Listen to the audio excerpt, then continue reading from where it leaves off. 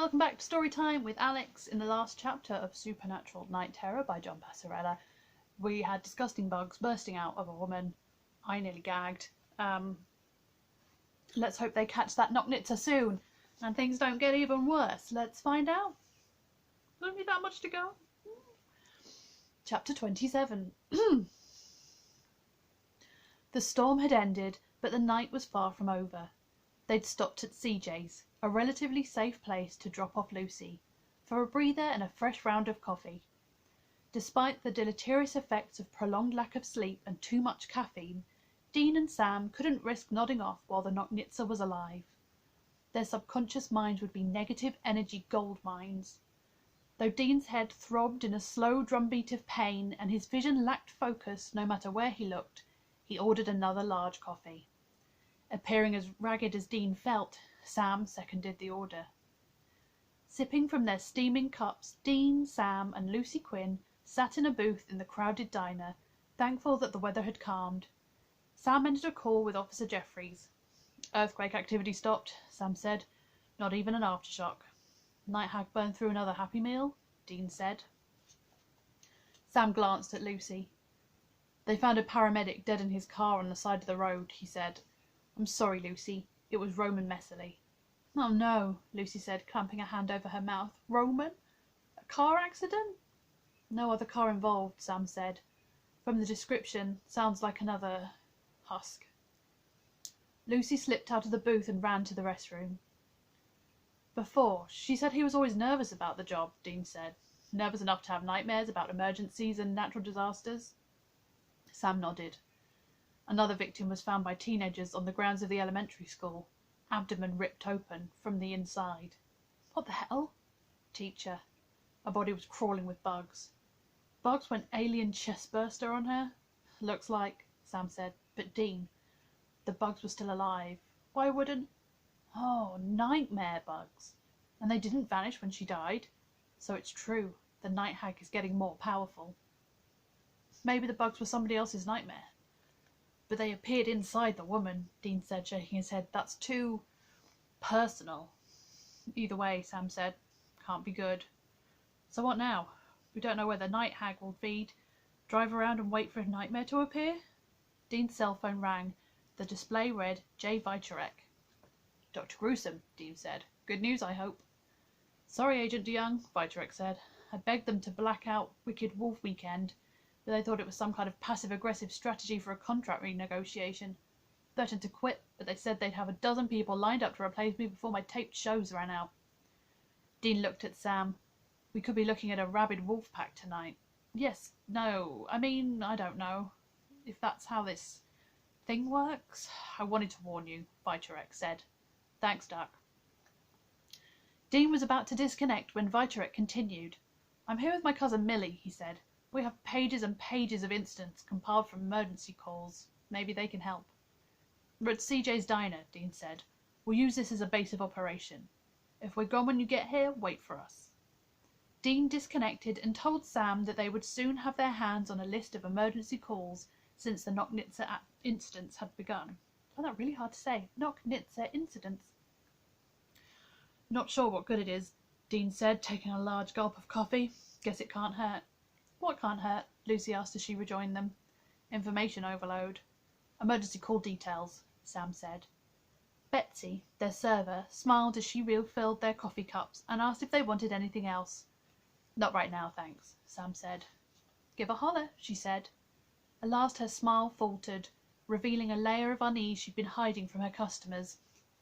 "I'm not really sure what's happening, but I'm scared. Frankly, we're all scared.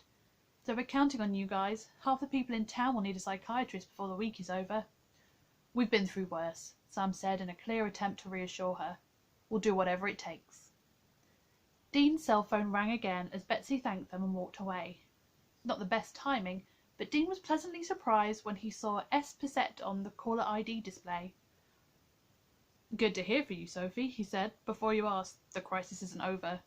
"I know," she said, her voice tense. "It's here." Dean sat up straighter. "What's wrong?" "It's falling apart." "What?" "Everything. It's all falling apart." "I'll be right there. Wait, where do you live?" He scribbled the address on a paper napkin. Through the phone speaker, Dean heard a resounding crash in the background. Sophie shrieked.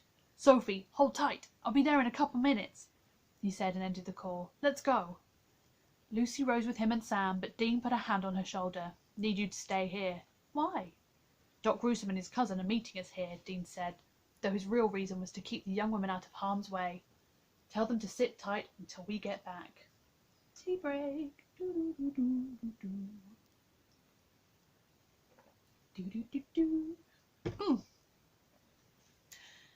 Dean crossed Main Street and turned left on Bell, swerving between cars as he raced to Sophie Bizet's house.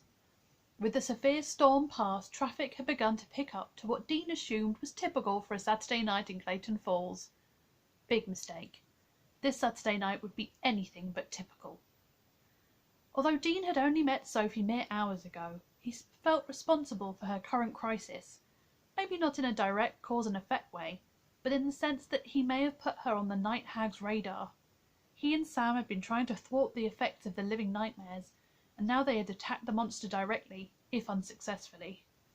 Supernatural creatures tended to notice the hunters trying to gank them, so it was possible that Sophie had become a target merely by her association with him and Sam, and judging by the previous calm and collected woman's state of panic on the phone, Dean couldn't get there soon enough.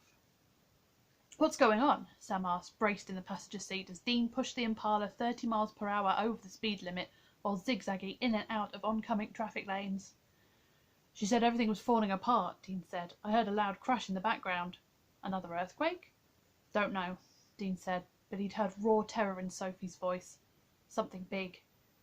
A few moments later, he pointed to a green and beige wooden sign ahead on the right.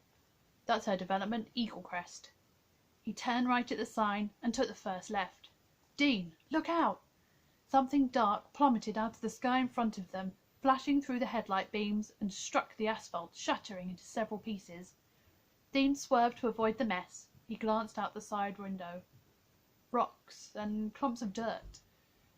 Seconds later, more rocks fell from the sky, striking the road, the sidewalks, and parked cars, breaking windows, spiderwebbing windshields. Car alarms began to wail. Smaller stones pinged off the hood and roof of the Impala, while others rattled around in the wheel wells. As Dean took the second right, he slammed on the brakes. The Impala pulled up several feet in front of a huge sinkhole, blocking both lanes of residential traffic. A grey Ford minivan had rolled onto its side in the hole. Shifting into reverse, Dean backed up 100 feet and swerved under the protective canopy of a large tree. Considering the fate of Max Barnes, he hoped it was a safe location. "It's not far," he said. "Gotta hoof it." "You bring hard hats this time?" "Something better," Dean said as he climbed out of the Impala. With his forearms shielding his head, he jogged up a curved driveway with a 2-door garage and took the molded plastic lids off 2 trash cans. As he handed the spare to Sam, he received a skeptical look in return. "Better than hard hats?" "More coverage," Dean said. "If you say so." With the makeshift shields over their heads, they ran along the sidewalk past the large sinkhole.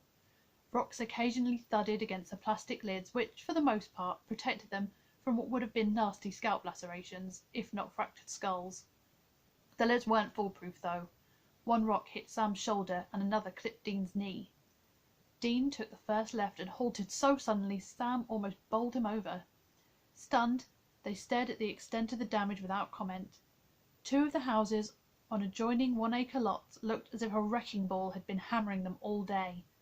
Porticos toppled, front walls destroyed, chimneys crumbled in ruins, interior rooms exposed to the night, walls leaning at untenable angles, on the verge of collapse.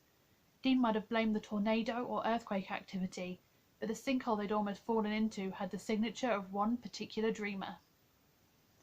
In nearby houses, neighbors pressed frightened faces to their windows, but stayed indoors to avoid the falling rocks. Their houses were havens, but for how long? If the sinkhole spread, the police would need to evacuate the whole development. Scratch that, they'd better evacuate everyone regardless. "Which one's Sophie's house?" Sam asked. "This one on the left," Dean said. As he spoke, he heard a woman's voice calling for help. Oh, and probably that's the end of that chapter. Will they get to Sophie Bizet in time? Tune in next time to find out.